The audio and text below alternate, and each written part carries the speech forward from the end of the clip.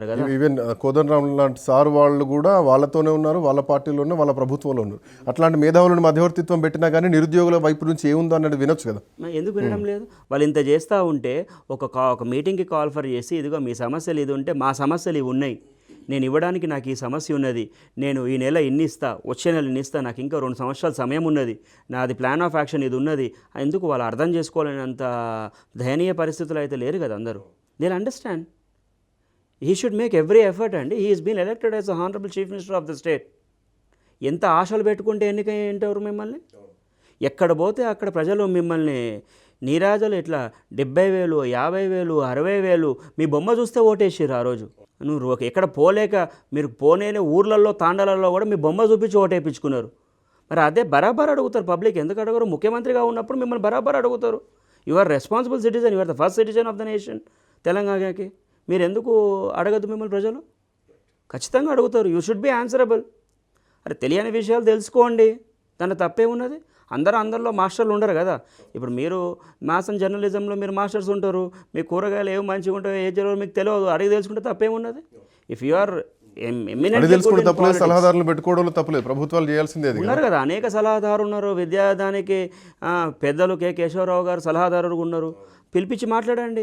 మీకు సమయం లేకపోతే వాళ్ళని ఒక కమిటీ వేసి అతను చైర్మన్గా పెట్టి పిలిచి ఆల్రెడీ కమిటీ ఉంది కదా కేశవరావు గారి నేతృత్వంలో. ఎవరిని కలిసిరా కమిటీ? అది విద్యా వ్యవస్థకి, అది టీపీఎస్ స్కూళ్ళకి వాటికి కమిటీ వేసి ఆగ్నూరు మురళి గారు వీళ్ళందరినీ పెట్టి చేసారు.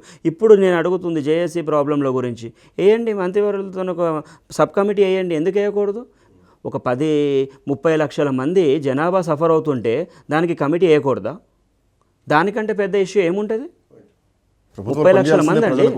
మరి ప్రజాపాలన అని చెప్పి మీరు 100 రోజుల పండుగ అని చెప్పి చేసుకుంటూ ఉన్నారు కదా. ప్రజలు హ్యాపీగా ఉంటే మీరు చేయని అవసరం లేదు, ఆ పండుగలు ప్రజలే చేసుకుంటారు. నిరాధనలు మీకే బలుగుతారు ప్రజలు. ఏం వీళ్ళు వచ్చి రేపు పొద్దున ముఖ్యమంత్రి అవుతా అంటున్నాడా, లేకపోతే ఏదైనా మంత్రి అవుతా అంటున్నాడా? వీళ్ళకు ఒక ఉద్యోగం ఇస్తే మళ్ళీ మీ దిక్కెందుకు వస్తారు? ఇతను రాడు కదా.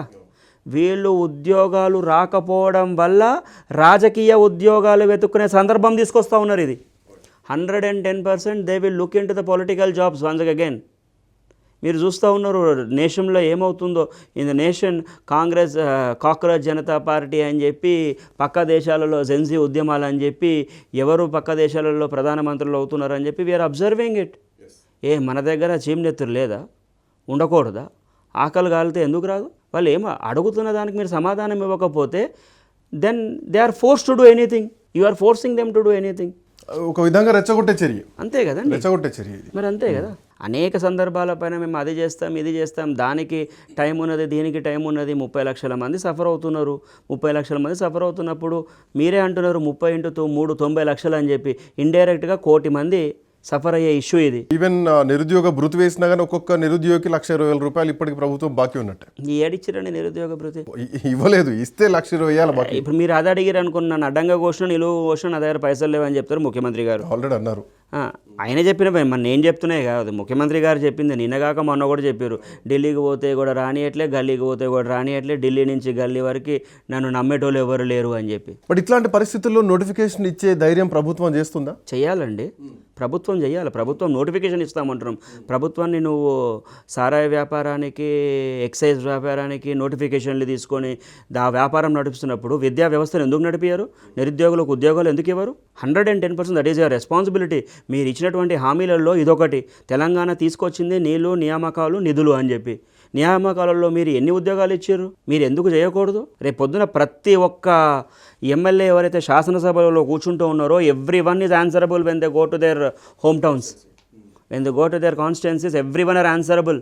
తాండాల చుట్టూ తిరిగినా కానివ్వండి, ఏ బస్తీల చుట్టూ తిరిగినా కానివ్వండి, ఒక హైదరాబాదో, రంగారెడ్డియో, మల్కాజ్గిరియో డెవలప్ అయిపోతే సరిపోదు.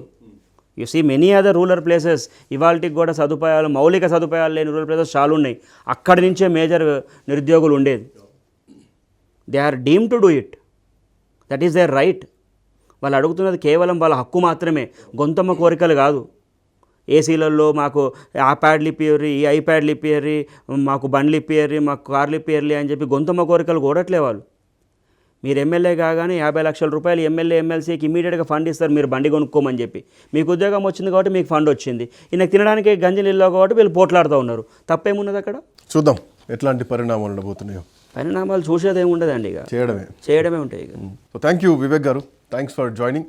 సో మరొక మిలియన్ మార్చ్ని చూడబోతున్నారు. ప్రభుత్వం 20,000 ఉద్యోగాలతో నోటిఫికేషన్ ఇవ్వకపోతే ఖచ్చితంగా మరో తెలంగాణ ఉద్యమం చూడాల్సినటువంటి పరిస్థితి వస్తుంది. నియోజకవర్గాల్లో ఎమ్మెల్యేలను తిరగనిచ్చేటువంటి పరిస్థితి కూడా ఉండదు. గత ప్రభుత్వాన్ని కూలగొట్టి ఒక కార్యకర్తగా ప్రతి నిరుద్యోగి మారి మాకు ఉద్యోగాలు వస్తాయన్నటువంటి భావనతో ఈ ప్రభుత్వాన్ని గెలిపించి ముఖ్యమంత్రిగా రేవంత్ రెడ్డిని చేస్తే మా నోట్లో మట్టి కొడతారని చెప్పేసి నిరుద్యోగులు మొత్తం కూడా హైదరాబాద్ దద్దరిల్లేలాగా వాళ్ళ గొంతును వినిపిస్తున్నారు. ప్రభుత్వం ఈ పోలీస్ డిపార్ట్మెంట్ కానిస్టేబుల్ ఉద్యోగుల విషయంలో 5,000 నోటిఫికేషన్తో వస్తే కనుక ఇక అది ప్రభుత్వానికి సమాధే అన్నటువంటి హెచ్చరికను నిరుద్యోగులు ఇస్తున్నారు. చూడాలి ఈ నోటిఫికేషన్ పైన ప్రభుత్వం వెనక్కి తగ్గి ఫుల్ నోటిఫికేషన్ ఇస్తుందా లేదన్న చూడాల్సినటువంటి అవసరం కనిపిస్తోంది. ప్రభుత్వానికి ఒక అల్టిమేటం నిరుద్యోగులు జారీ చేస్తున్నారు రాజ్ న్యూస్ వేదికగా. That's all for now. మరో గెస్ట్తో మళ్ళీ కలుద్దాం. Keep watching Raj news.